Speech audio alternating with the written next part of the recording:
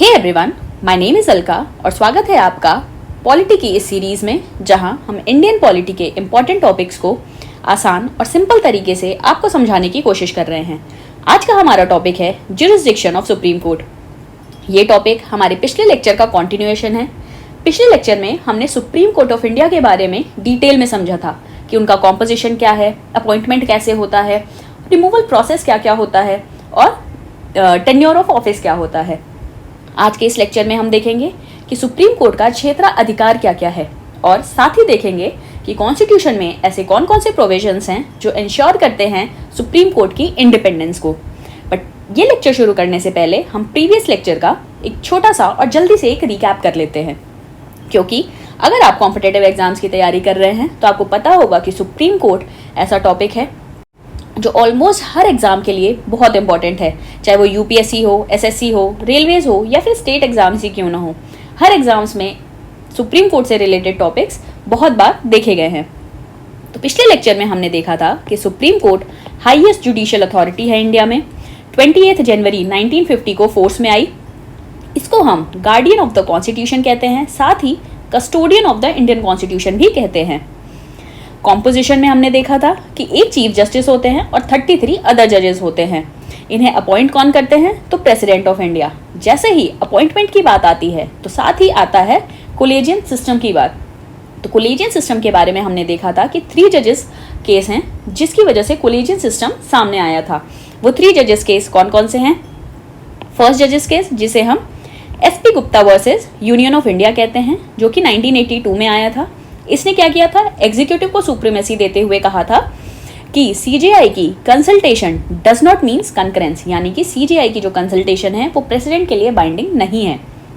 जबकि सेकेंड जजेस केस, जिसको हम advocates on record association versus union of India कहते हैं, 1993 में आया था। इसके अकॉर्डिंग कंसल्टेशन मीन्स कंकरेंस हो गया था, यानी कि इसने जुडिशरी को प्राइमेसी देते हुए कहा कि अब सीजेआई की जो कंसल्टेशन है will be binding on the president. अब सीजेआई कंसल्ट किससे किससे करेंगे? 2 सीनियर मोस्ट जजेस ऑफ द सुप्रीम कोर्ट से। फिर आया 1998 में थर्ड जजेस केस, जिसके अकॉर्डिंग आर्टिकल 143 के अकॉर्डिंग प्रेसिडेंट ने सुप्रीम कोर्ट से रेफरेंस मांगते हुए कहा कि आप कोलेजियन सिस्टम को एक्सप्लेन करिए। तो सुप्रीम कोर्ट ने कोलेजियन सिस्टम को एक्सप्लेन किया और साथ ही बताया कि सीजेआई प्लस 4 सीनियर मोस्ट जजेस कोलेजियन सिस्टम को फॉर्म करेंगे। तो हमारा जो फाइनल रिजल्ट निकल के आया, 1982 executive supremacy, 1993 judicial supremacy plus collegium system का बर्थ हुआ। 1998 में कोलेजियन सिस्टम एक्सपैंड हुआ और जो फाइनल स्ट्रक्चर निकल के आया सुप्रीम कोर्ट और हाई कोर्ट दोनों के लिए, सुप्रीम कोर्ट में एक सीजेआई प्लस 4 सीनियर मोस्ट जजेस का कंसल्टेशन लगेगा, हाई कोर्ट में एक सीजेआई प्लस 2 सीनियर मोस्ट जजेस का कंसल्टेशन लगेगा अपॉइंटमेंट के लिए। ठीक है। फिर हमने क्वालिफिकेशंस में देखा था कि he must be citizen of India, और इन तीनों में से कोई एक, क्या क्या? 5 इयर्स जज इन हाई कोर्ट, 10 इयर्स एडवोकेट इन हाई कोर्ट, या फिर कोई भी distinguished jurist in the eyes of the president. फिर हमने ओथ और सैलरीज देखी थी कि ओथ कौन दिलाता है? तो president of India. Appointment plus oath दोनों प्रेसिडेंट ऑफ इंडिया दिलाते हैं, आर्टिकल 124 सब क्लॉज 6 के अंडर। सैलरीज कौन डिसाइड करता है? तो पार्लियामेंट। साथ ही हमने देखा था कि जो नंबर है इंक्रीज और डिक्रीज करने की पावर किसके पास है? जैसे हमने देखा था ना, 34 जजेस होते हैं, एक सीजेआई प्लस 33 अदर जजेस। तो ये नंबर इंक्रीज और डिक्रीज करने की पावर भी है पार्लियामेंट के पास। तो पार्लियामेंट सैलरीज भी डिसाइड करती है, साथ ही नंबर्स को इंक्रीज और डिक्रीज भी करती है। फिर हमने देखा था कि कोई भी फिक्स टेन्योर नहीं है जजेस का, सिर्फ रिटायरमेंट एज दी हुई है कि 65 इयर्स तक वो सर्व कर सकते हैं। रेजिग्नेशन किसको देंगे? प्रेसिडेंट ऑफ इंडिया को। फिर हमने देखा कि removal process article 124 sub clause 4 में दिया है। सॉरी, रिमूवल प्रोसेस नहीं दिया हुआ है, सिर्फ रिमूवल का ग्राउंड मेंशन्ड है कि आर्टिकल 124 सब क्लॉज 4 कहता है कि सुप्रीम कोर्ट के जजेस को सिर्फ 2 ग्राउंड्स पे रिमूव किया जा सकता है। कौन कौन से? प्रूव्ड मिसबिहेवियर और इनकेपेसिटी। ये एक क्वाजी जुडिशियल प्रोसेस है, साथ ही पॉलिटिकल प्रोसेस भी है। अब रिमूवल प्रोसेस जो है वो किस में दिया हुआ है? जजेस इंक्वायरी एक्ट 1968 में। इसके अकॉर्डिंग क्या है? 5 चरणों में रिमूवल होता है। पहले इनिशिएशन ऑफ द मोशन होता है, फिर स्पीकर का रोल आता है, फिर कमिटी का रोल आता है, फिर पार्लियामेंट और फिर साथ लास्ट में प्रेसिडेंट का रोल आता है। इसमें हमने देखा कि जो मोशन है वो किसी भी हाउस में इनिशिएट हो सकता है, चाहे वो लोकसभा हो चाहे राज्यसभा हो। अगर लोकसभा में इनिशिएट हो रहा है तो 100 MPs का सपोर्ट चाहिए, और अगर राज्यसभा में इनिशिएट हो रहा है तो 50 MPs का सपोर्ट चाहिए। फिर उसके बाद जाता है ये स्पीकर के पास या फिर चेयरमैन के पास, जैसे जिस हाउस में भी इनिशिएट होगा। फिर उसके बाद स्पीकर 3 मेंबर की कमेटी बनाते हैं, और उन 3 मेंबर की कमेटी में कौन कौन होता है? सुप्रीम कोर्ट के जज, chief justice of high court और एमिनेंट ज्यूरिस्ट। फिर ये 3 मेंबर की कमेटी रिपोर्ट तैयार करती है, इंक्वायरी करती है और उस रिपोर्ट को पार्लियामेंट को सबमिट करती है। फिर उसके बाद पार्लियामेंट में दोनों हाउसेज में ये जो रिपोर्ट है वो स्पेशल मेजॉरिटी से पास होनी चाहिए। कैसी special majority? Total membership of the house plus 2/3 of the members present and voting. फिर उसके बाद जब ये दोनों हाउसेज से पास हो जाएगा, उसके बाद ये जाता है प्रेसिडेंट के पास, और प्रेसिडेंट एसेंट दे देते हैं तो वो जज रिमूव हो जाता है। ध्यान देने वाली बात यह है कि अभी तक कोई भी ऐसा जज नहीं है जो कि रिमूव किया गया हो इम्पीचमेंट प्रोसेस के थ्रू। तो एग्जाम में हमें क्या क्या चीज़ याद रखनी है कि क्या ग्राउंड मेंशन्ड है, कहाँ पे दिया हुआ है कि ग्राउंड्स कहाँ पे दिए हैं, और प्रोसेस कहाँ पे दिया हुआ है। फिर कितने मेंबर की कमेटी बनती है? 3 मेंबर की। मेजॉरिटी, कौन सी मेजॉरिटी चाहिए? स्पेशल मेजॉरिटी दोनों हाउसेज में। और फाइनल स्टेप प्रेसिडेंट ऑर्डर्स। फिर देखा था कि सीट ऑफ सुप्रीम कोर्ट कहाँ पे है, तो आर्टिकल 130 के अकॉर्डिंग सीट है न्यू दिल्ली में, और भी जगह सीट हो सकती है, वो प्रेसिडेंट एलोकेट करते हैं। ठीक है, सीट प्रेसिडेंट एलोकेट करते हैं with the consultation of the CJI। फिर हमने देखा था कि एक्टिंग, एडहॉक और रिटायर्ड जजेस कौन कौन से होते हैं। तो आर्टिकल 126 एक्टिंग CJI के बारे में बताता है कि जब करंट CJI या तो एब्सेंट हो, या तो वो सीट वेकेंट हो, या फिर वो इनकम्पिटेंट हो जाएं, तो फिर प्रेसिडेंट ऑफ इंडिया किसी भी जज ऑफ द सुप्रीम कोर्ट को as a acting CJI appoint करते हैं। फिर देखा था 127 में एडहॉक जजेस होते हैं। जब कोरम मीट नहीं करती है तब प्रेसिडेंट जो है, जो CJI हैं, ठीक है, वो अपॉइंट करते हैं हाई कोर्ट के जज को एज अ एडहॉक जज of the Supreme court after the consultation of president and CJI of the concerned high court. यानी कि आर्टिकल 127 कहता है कि जब भी कोरम मीट नहीं होगी तब CJI जो हैं वो कंसल्ट करेंगे प्रेसिडेंट को, प्लस जो हाई कोर्ट के CJI हैं जहाँ से वो जज को उठा रहे हैं, उन दोनों को कंसल्ट करके एडहॉक जज बनाएंगे सुप्रीम कोर्ट का। फिर उसके बाद आता है रिटायर्ड जजेस। ये भी CJI अपॉइंट करते हैं। कब? जब कोई काम बढ़ जाए या फिर एडिशनल कोई चीज़ करवानी हो, तो फिर जो भी रिटायर्ड जज हैं उनको CJI आस्क कर सकते हैं, रिक्वेस्ट कर सकते हैं कि आप एज अ सुप्रीम कोर्ट जज काम करें। ये आर्टिकल 128 में दिया हुआ है। फिर उसके बाद हमने कुछ फैक्ट्स देखे थे कि फर्स्ट जो वुमेन जज हैं वो 1989 में अपॉइंट हुई थी, जस्टिस फातिमा बीबी। 1950 में justice HJ Kania first CJI बने थे। जो करेंट CJI हैं वो हैं भूषण गवई, जो कि फर्स्ट बुद्धिस्ट कम्युनिटी से अपॉइंट होने वाले CJI हैं। यहीं पे हमने आपसे क्वेश्चन पूछा था कि 50th CJI कौन थे। ठीक है, तो इनके पहले जो CJI थे वो थे DY चंद्रचूड जी। ठीक है, ये हमारे 50th CJI थे, ये हमारे 51st CJI हैं। ये था हमारा पिछला लेक्चर। अब हम शुरुआत करते हैं आज के लेक्चर की। तो आज हम बात करेंगे jurisdiction of supreme court of India के बारे में, कि कौन कौन सी jurisdiction supreme court of India के पास हैं।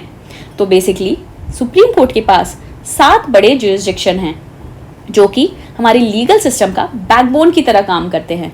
अब ये कौन कौन से हैं? Original jurisdiction, writ jurisdiction, appellate jurisdiction, advisory jurisdiction, a court of record, power of judicial review और कॉन्स्टिट्यूशनल इंटरप्रिटेशन। आइए चलिए एक एक करके इन सारे ज्यूरिसडिक्शन को समझते हैं। पहला है ओरिजिनल ज्यूरिसडिक्शन, यानी कि कौन कौन से ऐसे डिस्प्यूट्स हैं, ऐसे केसेस हैं जहां पे सुप्रीम कोर्ट डायरेक्ट उन केसेस को सुन सकता है। तो वो कौन कौन से हैं? पहला, अगर यूनियन गवर्नमेंट वर्सेस एक या एक से ज़्यादा स्टेट्स के बीच में डिस्प्यूट हो जाए, यानी कि यूनियन गवर्नमेंट एक तरफ वर्सेस एक स्टेट या फिर एक से ज़्यादा स्टेट्स हो जाए। ठीक है, दूसरा केस क्या है कि एक यूनियन गवर्नमेंट उसके साथ साथ कोई भी एक से ज्यादा स्टेट एक तरफ वर्सेस कोई दूसरा स्टेट दूसरी तरफ। और थर्ड केस क्या है, दो या दो से ज्यादा स्टेट्स के बीच में। तो ये तीन जो केसेस हैं इनके ये जो हैं ये ओरिजिनल जुरिस्डिक्शन के अंदर आते हैं। ये सुप्रीम कोर्ट के पास ही होती है, ये कोई और कोर्ट डील नहीं कर सकता। इसीलिए हम इसको एक्सक्लूसिव ओरिजिनल जुरिस्डिक्शन कहते हैं, क्योंकि सुप्रीम कोर्ट के अलावा कोई भी और कोर्ट इन केसेस को डील नहीं कर सकता। ये कहाँ दिया हुआ है, article 131 of the Indian constitution में। अब क्या क्या ओरिजिनल जुरिस्डिक्शन के अंदर नहीं आता है, क्वेश्चंस यहाँ से बनते हैं कि कुछ केसेस हैं जो हमें देखने में तो लगेगा कि ये ओरिजिनल जुरिस्डिक्शन हो सकते हैं, लेकिन ये exclusive original jurisdiction of supreme court नहीं होते हैं। अब ये कौन कौन से होते हैं, जैसे कि कोई भी ट्रीटी या अग्रीमेंट जो कॉन्स्टिट्यूशन के फोर्स में आने से पहले हुई थी, वो सुप्रीम कोर्ट के ओरिजिनल जुरिस्डिक्शन में नहीं आता है। फॉर एग्जाम्पल अगर हम ले लें कि कोई भी प्रिंसली स्टेट है, उसने ब्रिटिश गवर्नमेंट के टाइम पे कोई अग्रीमेंट या डील साइन की थी, ठीक है, और अब उस पर कोई डिस्प्यूट हो गया है, तो सुप्रीम कोर्ट उस केस को 131 के अंडर एंटरटेन नहीं करेंगे, यानी कि ओरिजिनल जुरिस्डिक्शन के अंडर एंटरटेन नहीं करेंगे। सेकेंड हो जाता है जैसे इंटर वाटर स्टेट डिस्प्यूट, जब दो या दो से ज्यादा स्टेट्स के बीच में नदियों को लेके डिस्प्यूट हो जाए, या फिर उनके पानी के डिस्ट्रीब्यूशन को लेके डिस्प्यूट हो, या फिर डैम कंस्ट्रक्शन से रिलेटेड कोई डिस्प्यूट हो, तो वो आर्टिकल 131 में ना आकर आर्टिकल 262 के अंडर आता है। ये आर्टिकल बहुत इंपॉर्टेंट है। कई बार डायरेक्ट क्वेश्चन पूछ दिया जाता है कि आर्टिकल 262 क्या है, तो आर्टिकल 262 इंटरस्टेट वाटर डिस्प्यूट से रिलेटेड होता है, ठीक है। पार्लियामेंट ने इसके लिए एक अलग से एक्ट भी बनाया है 1956 में, इंटरस्टेट वाटर डिस्प्यूट एक्ट, जिसके अकॉर्डिंग एक ट्राइब्यूनल बनाया गया है जो इन डिस्प्यूट्स को सुनता है। अगर पार्टीज इन ट्राइब्यूनल्स के जजमेंट से सेटिस्फाइड नहीं होती हैं, उसके बाद सुप्रीम कोर्ट का रोल आता है। इसीलिए ये ओरिजिनल जुरिस्डिक्शन नहीं है सुप्रीम कोर्ट का। फिर उसके बाद आ जाता है प्राइवेट पार्टीज के डिस्प्यूट का। अगर डिस्प्यूट किसी इंडिविजुअल पर्सन या फिर प्राइवेट पार्टी के बीच में हो, ठीक है, जैसे कंपनी वर्सेस किसी पर्सन के बीच में हो जाए, तो वो सिविल या हाई कोर्ट का मैटर हो जाता है, ना कि सुप्रीम कोर्ट का ओरिजिनल जुरिस्डिक्शन। फिर आ जाता है कोई भी पॉलिटिकल या फिर आइडियोलॉजिकल डिस्प्यूट्स। अगर कोई दो स्टेट्स के बीच में सिर्फ पॉलिटिकल या आइडियोलॉजिकल डिफरेंसेस को लेकर डिस्प्यूट है, जैसे कि एक स्टेट दूसरे स्टेट की पॉलिसी का विरोध कर रही है, ठीक है, बिना उस स्टेट की लीगल राइट का हनन किए हुए, तो सुप्रीम कोर्ट इसको ओरिजिनल जुरिस्डिक्शन में एंटरटेन नहीं करेंगे। अब हम बात करते हैं रिट जुरिस्डिक्शन की। रिट का मतलब होता है एक तरीके की रेमेडी। तो रिट जुरिस्डिक्शन का बेसिक कॉन्सेप्ट ये है कि जब भी हमारे फंडामेंटल राइट्स का वायलेशन होता है, तब आर्टिकल 32 के अंदर सुप्रीम कोर्ट के पास ये पावर है कि वो रिट्स इशू कर सकते हैं। रिट जुरिस्डिक्शन की वजह से ही या फिर आर्टिकल 32 की वजह से ही सुप्रीम कोर्ट को फंडामेंटल राइट्स का प्रोटेक्टर और गार्डियन ऑफ द कॉन्स्टिट्यूशन कहा गया है। आर्टिकल 32 को BR अम्बेडकर ने heart and soul of the constitution भी बोला है। हमारे कॉन्स्टिट्यूशन में बेसिकली 5 तरीके की रिट्स हैं। कौन कौन सी? Habeas corpus, mandamus, prohibition, certiorari, quo warranto. ये सारे ही लैटिन शब्द हैं। हम एक एक करके इन सारे रिट्स को समझते हैं। हेबीज कॉर्पस का मतलब है टू प्रोड्यूस द बॉडी। ये सबसे ज़्यादा पावरफुल और सबसे ज़्यादा यूज होने वाला रिट है। इसका क्या मतलब है? इसका मतलब है कि जब भी किसी पर्सन को इलीगली डिटेन कर लिया जाए, तब उसके रिलीज के लिए या तो वो पर्सन खुद या तो उसके फैमिली मेम्बर्स या फिर फ्रेंड्स हेबीज कॉर्पस का रिट फाइल कर सकते हैं। उस केस में सुप्रीम कोर्ट स्टेट से ये क्वेश्चन करती है कि आपने उस पर्सन को किस बेसिस पे डिटेन किया है। अगर वो डिटेंशन इलीगल है तो फिर सुप्रीम कोर्ट स्टेट को या अथॉरिटी को उसके रिलीज के लिए ऑर्डर दे सकती है। ये हो जाता है हेबीज कॉर्पस की बात। सेकंड आता है मैंडेमस। मैंडेमस का मतलब है भी कमांड, यानी कि जब किसी पब्लिक ऑफिसर या फिर अथॉरिटी को अपना लीगल ड्यूटी परफॉर्म करने के लिए ऑर्डर दिया जाए, तो वो मैंडेमस रिट के थ्रू किया जाता है। फॉर एग्जाम्पल, अगर किसी पर्सन को लीगली प्रमोट किया जाना है लेकिन वो प्रमोट नहीं हो रहा, तो उस केस में मैंडेमस रिट का यूज किया जाएगा। थर्ड आता है प्रोहिबिशन। अब प्रोहिबिशन और सर्टिलरी को हम साथ में समझेंगे क्योंकि इन दोनों के बीच डिफरेंस बहुत ज़्यादा नहीं है, ठीक है। तो प्रिवेंशन, जैसे हम समझते हैं prevention is better than cure, ठीक है, वैसे ही प्रोहिबिशन और सर्टिलरी भी एक तरीके से प्रिवेंशन और क्योर की तरह काम करता है। प्रिवेंशन का क्या मतलब है कि रोकना, ठीक है, कोई भी चीज़ होने से पहले प्रिवेंट करना, और क्योर यानी कोई चीज़ हो जाने के बाद हम उसको क्योर करते हैं। तो प्रोहिबिशन यानी कि एक तरीके से प्रिवेंट करना, इसका मतलब होता है टू फॉरबिड, यानी जब लोअर कोर्ट या ट्राइब्यूनल्स अपनी ज्यूरिसडिक्शन से बाहर जा रहे हों, ठीक है, तो उनको रोकने के लिए जो रिट इशू किया जाता है वो होता है प्रोहिबिशन। और जब यही कोर्ट, ट्राइब्यूनल्स या फिर कोर्ट्स अपने कोई भी जजमेंट दे देते हैं, उस जजमेंट को रिव्यू करके अगर वो जजमेंट इलीगल है या फिर उसको खारिज करना है तो फिर सर्टिलरी वाले रिट का यूज होता है, ठीक है। तो प्रोहिबिशन का मतलब हो गया टू फॉरबिड, लोअर कोर्ट्स या ट्राइब्यूनल्स को रोकने के लिए जब वो अपनी ज्यूरिसडिक्शन से बाहर जा रहे हों तो हम यूज करते हैं प्रोहिबिशन का। और सर्टिलरी, हायर कोर्ट्स लोअर कोर्ट्स के डिसीजन को रिव्यू करने के लिए सर्टिलरी वाले रिट का यूज करते हैं। लास्ट आता है क्यो वारंटो। क्यो वारंटो का मतलब होता है बाय व्हाट अथॉरिटी, यानी कि जब कोई इंसान किसी पब्लिक ऑफिस को होल्ड करता है विदाउट एनी क्वालिफिकेशन, तो उस केस में उससे पूछा जा सकता है कि आपने किस हक से ये ऑफिस होल्ड किया है। उस केस में हम क्यो वारंटो वाले रिट का यूज करते हैं, ठीक है। सो अगर इन पांचों रिट्स का हम फटाक से एक रिकैप करें तो हेबियस कॉर्पस का रिट हम तब यूज करते हैं जब किसी पर्सन को इलीगली डिटेन कर लिया जाए। मैंडमस रिट का यूज तब होगा जब किसी पब्लिक ऑफिसर को अपनी लीगल ड्यूटी परफॉर्म करने के लिए कमांड किया जाए, ठीक है, मैंडमस कमांड किया जाए। फिर प्रोहिबिशन और सर्टिलरी को हम साथ साथ देखेंगे कि प्रोहिबिशन यानी कि टू प्रिवेंट करना किसी भी लोअर कोर्ट या ट्राइब्यूनल को अपनी ज्यूरिसडिक्शन से बाहर जाने के लिए, और सर्टिलरी यानी कि क्योर करना, यानी कि जब हायर कोर्ट लोअर कोर्ट के जजमेंट्स को रिव्यू करते हैं तब सर्टिलरी का रिट यूज होता है। और क्यो वारंटो यानी कि बाय व्हाट अथॉरिटी, कि कोई भी अगर इंसान किसी भी पब्लिक ऑफिस को बिना किसी क्वालिफिकेशन के होल्ड करता है तब उससे क्वेश्चन किया जाता है कि आप किस अथॉरिटी से इस ऑफिस में बैठे हैं, ठीक है।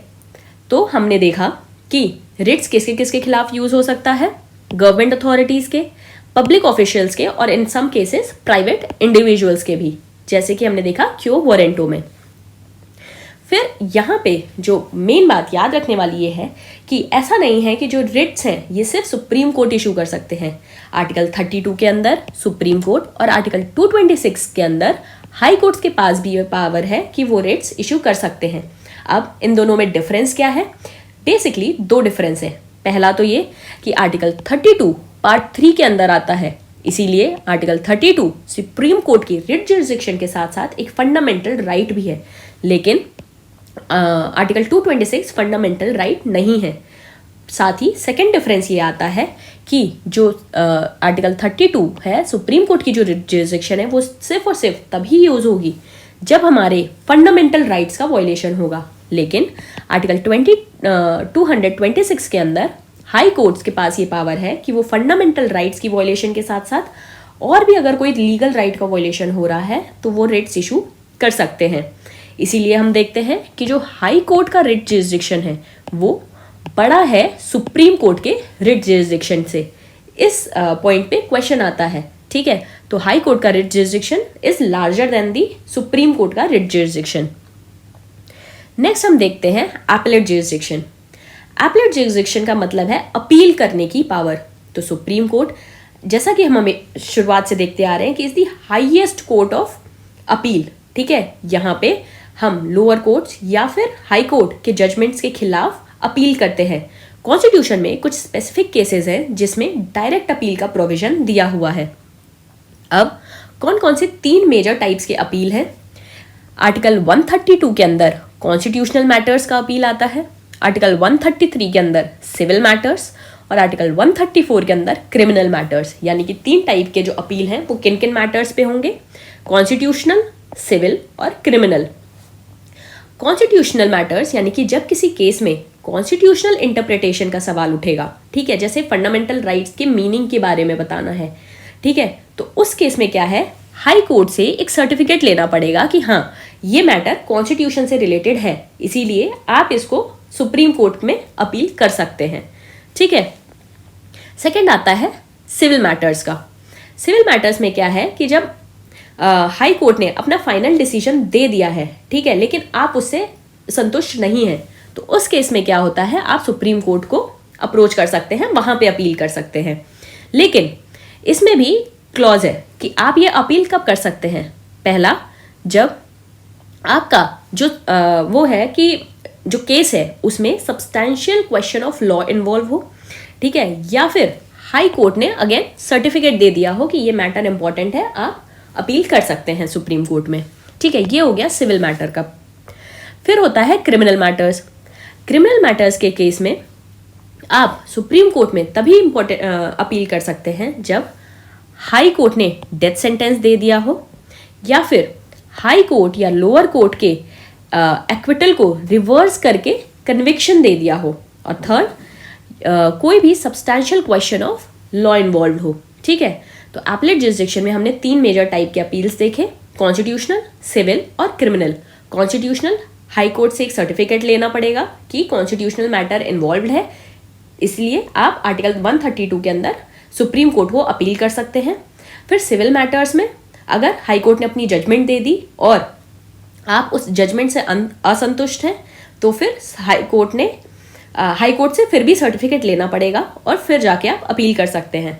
क्रिमिनल मैटर्स में या तो हाई कोर्ट ने अपना डेथ सेंटेंस दे दिया हो, या फिर हाई कोर्ट ने लोअर कोर्ट की जो जजमेंट है उसको रिवर्स कर दिया हो एकदम, ठीक है, फिर आप जाके अपील कर सकते हैं। और थर्ड, या फिर कोई substantial question of law involve हो।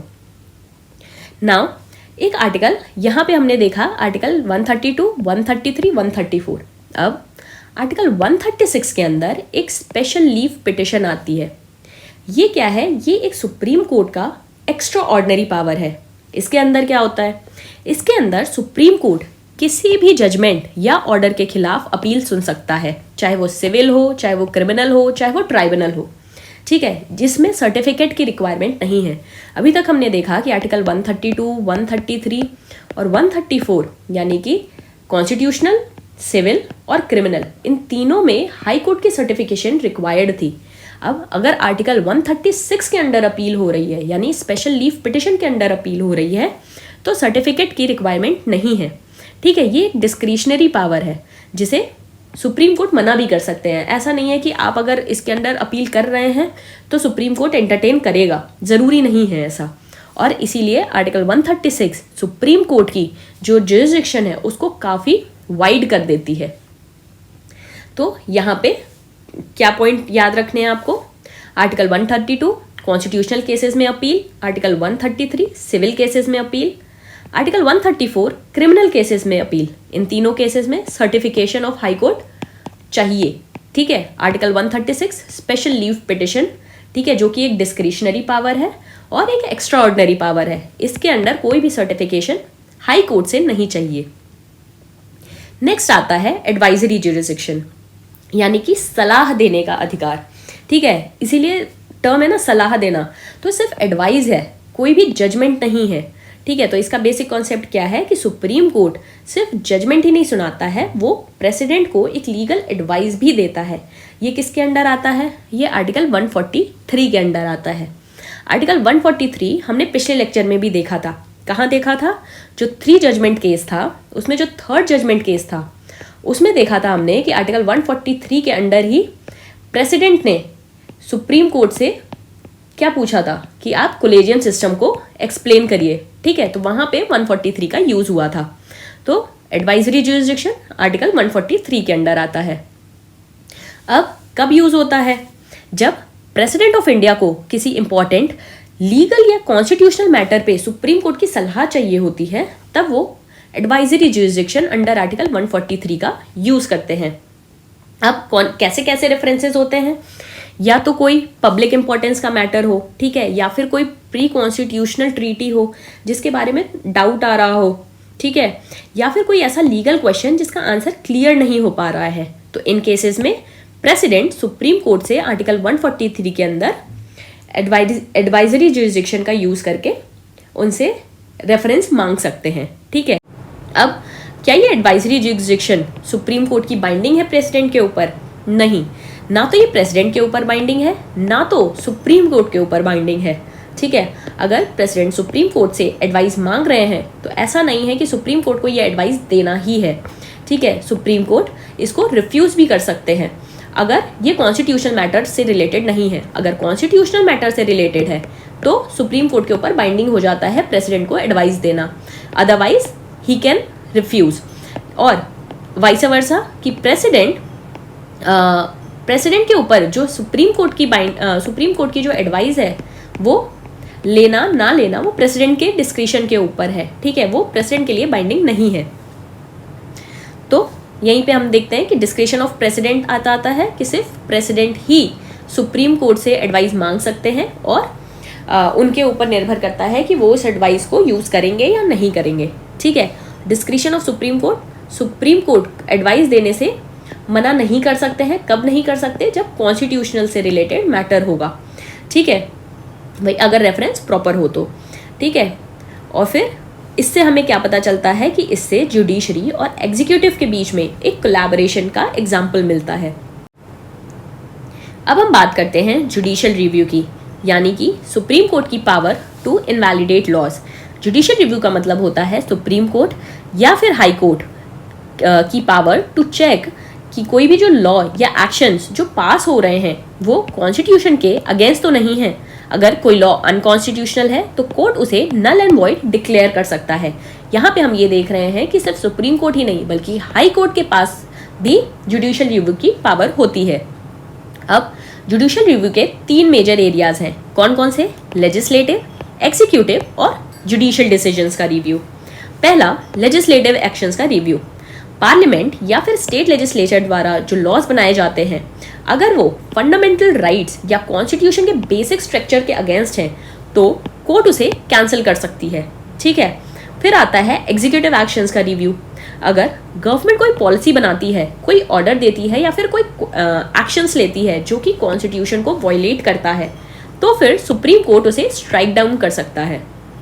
थर्ड आता है जुडिशियल डिसीजंस, यानी कि खुद के ही डिसीजंस या फिर लोअर कोर्ट के डिसीजंस को भी रिव्यू करना और उसको करेक्ट करने की पावर जुडिशियल रिव्यू के अंडर आती है। ठीक है, तो हमने क्या देखा कि जुडिशियल रिव्यू यानी कि to invalidate laws, 3 major areas, legislative, executive, judicial. Legislative, parliament कोई लॉ बनाए जो कि अनकॉन्स्टिट्यूशनल हो तो उसको स्ट्राइक डाउन कर देगी। एग्जीक्यूटिव, अगर गवर्नमेंट कोई ऐसी पॉलिसीज बनाती है जो कि कॉन्स्टिट्यूशनल नहीं है तो उसको भी स्ट्राइक डाउन कर सकता है सुप्रीम कोर्ट या फिर हाई कोर्ट। और जुडिशियल यानी खुद के ही डिसीजंस को रिव्यू करके उसे करेक्ट करने की पावर है। 3 इंपॉर्टेंट केसेस लक्ष्मीकांत के अकॉर्डिंग जो कि जुडिशियल रिव्यू के अंडर आए थे। कौन कौन से? केशवनंदा भारती केस 1973 में, जिसके अकॉर्डिंग जुडिशियल रिव्यू को बेसिक स्ट्रक्चर का हिस्सा माना गया। ठीक है, मिनर्वा मिल केस 1980 में जुडिशियल रिव्यू को डेमोक्रेसी के लिए एसेंशियल बताया गया।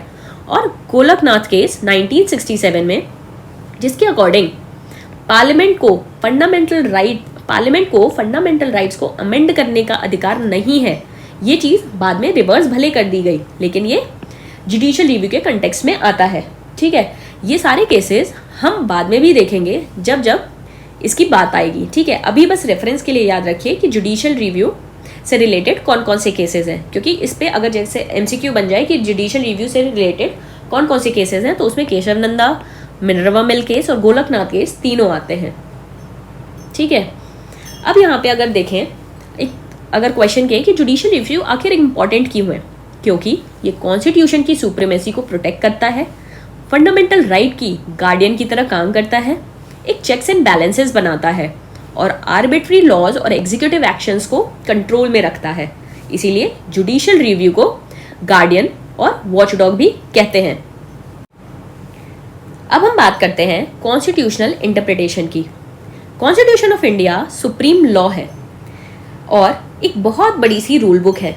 इसीलिए जब भी इसके किसी आर्टिकल या प्रोविजन का मतलब क्लियर नहीं होता तब सुप्रीम कोर्ट इसका इंटरप्रिटेशन करता है, यानी कि उसकी व्याख्या करता है। इसीलिए हम सुप्रीम कोर्ट ऑफ इंडिया को final interpreter of the constitution भी कहते हैं। पर ये चीज़ हमारे कॉन्स्टिट्यूशन में एक्सप्लिसिटली कहीं मेंशन्ड नहीं है, इसीलिए कहीं कहीं पे किसी किसी आर्टिकल द्वारा हमें ये चीज़ प्रतीत होती है। कौन कौन से आर्टिकल्स? जैसे कि आर्टिकल 141 हो गया, जिसने कहा है कि सुप्रीम कोर्ट के जो डिसीजंस हैं वो सारे लोअर कोर्ट्स पे बाइंडिंग होते हैं। आर्टिकल 132 के अकॉर्डिंग जो कॉन्स्टिट्यूशन के इंटरप्रिटेशन वाले केसेस हैं, ठीक है, जिन केसेस में कॉन्स्टिट्यूशनल इंटरप्रिटेशन रिक्वायर्ड है, वो सारे केसेस सुप्रीम कोर्ट में अपील किए जा सकते हैं। बस हाई कोर्ट की एक सर्टिफिकेट लगती है, ठीक है। ये हमने देखा अभी पिछले कुछ स्लाइड्स में देखा था कि आर्टिकल 132 के अंडर जो कॉन्स्टिट्यूशनल इंटरप्रिटेशन से रिलेटेड केसेस हैं वो सुप्रीम कोर्ट में अपील किए जा सकते हैं। आर्टिकल 145 के अंडर जो सुप्रीम कोर्ट अपने खुद के रूल्स ऑफ प्रोसीजर हैं उसको इंटरप्रेट करती है और कंट्रोल करती है। अब अगर देखें तो इंटरप्रिटेशन की ज़रूरत कब पड़ती है? जब किसी आर्टिकल की लैंग्वेज एम्बिगुअस हो, यानी कि कंफ्यूजिंग हो, या फिर फंडामेंटल राइट्स और डायरेक्टिव प्रिंसिपल्स के बीच में कॉन्फ्लिक्ट आ रहा हो। ऐसे ही अगर लेजिस्लेचर और एग्जीक्यूटिव के बीच में डिस्प्यूट हो रहा हो और नए लॉज या फिर अमेंडमेंट्स की वैलिडिटी टेस्ट करनी हो, तो इन सारे केसेस में इंटरप्रिटेशन की ज़रूरत पड़ती है और सुप्रीम कोर्ट का रोल एक्टिव हो जाता है। अब यहाँ पे हम कुछ केसेस देख लेते हैं जिस पे कॉन्स्टिट्यूशनल इंटरप्रिटेशन की नीड पड़ी थी, ठीक है। जैसे, और इन केसेस को हम डिटेल में समझेंगे जब जब ये टॉपिक्स आएंगे। अभी सिर्फ ये केसेस याद रखने हैं, जैसे केशव नंदा भारती केस 1973 में, जिसमें बेसिक स्ट्रक्चर डॉक्ट्राइन का रोल आया था। फिर गोलकनाथ केस 1967 में, जिसमें बोला गया कि parliament can't amend the fundamental rights, जिसको लेटर रिजर्व कर दिया गया। फिर मिनर्वा मिल केस 1980 में, जो रिलेटेड है फंडामेंटल राइट्स और डीपीएसपी के बैलेंस से रिलेटेड, कि कौन ज़्यादा पावरफुल है, कौन कम पावरफुल है, ठीक है। Berubari union case, interpretation of the preamble and territory transfer से। तो जब भी हम प्रियम्बल का चैप्टर देखेंगे, फंडामेंटल राइट्स और डीपीएसपी देखेंगे, ठीक है, और बेसिक स्ट्रक्चर देखेंगे, तब ये सारे केसेस वापस से देखेंगे, ठीक है। अभी के लिए सिर्फ याद रखना है सुप्रीम कोर्ट का role as a constitutional interpreter. Okay, now since ये लेक्चर ऑलरेडी काफ़ी लंबा हो चुका है, क्योंकि इस लेक्चर में थ्योरी पार्ट ज़्यादा था, अब जो हमारा पार्ट बचा हुआ है कि वो प्रोविजंस जो सुप्रीम कोर्ट की इंडिपेंडेंस को इंश्योर करते हैं, सिर्फ वो पार्ट रह गया है। तो वो चीज़ हम नेक्स्ट लेक्चर में देखेंगे। साथ ही देखेंगे जितने भी आर्टिकल्स रिलेटेड हैं सुप्रीम कोर्ट से। तो अभी के लिए इतना ही। नेक्स्ट लेक्चर में हम बाकी जितनी भी बची हुई चीज़ें हैं वो कवर कर लेंगे। Thank you everyone.